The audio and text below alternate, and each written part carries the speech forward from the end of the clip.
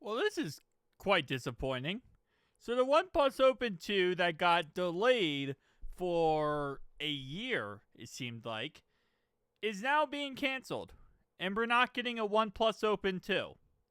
So if you don't know, the OnePlus Open 1, if you're brand new to this, that is pretty much the Oppo Fine N, I believe, 5. So what they were doing was OnePlus was rebranding over and over again the Oppo phones. So the Oppo foldable phones, they were rebranding them. They were bringing them to the United States, bringing them all over the world.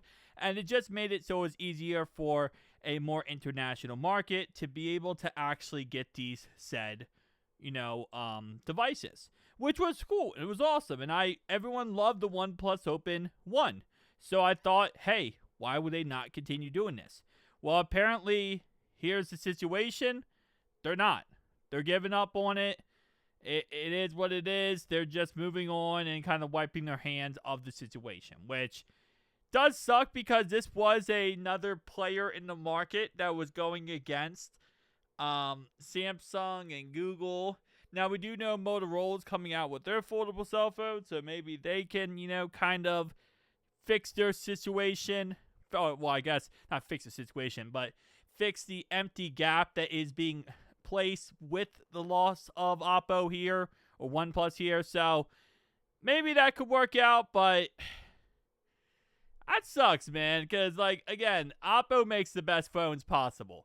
And the fact that they were, rebranding them and giving us the opportunity to get them was just a very awesome situation. And it just added a lot for the consumers. And again, it added more of a, hey, if you want to be in this market, you're going to have to, fight tooth and nail.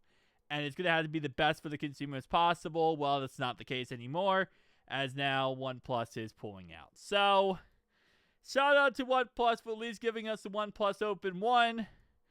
I wonder if there's a situation here where sales just didn't hit the quota and what they wanted.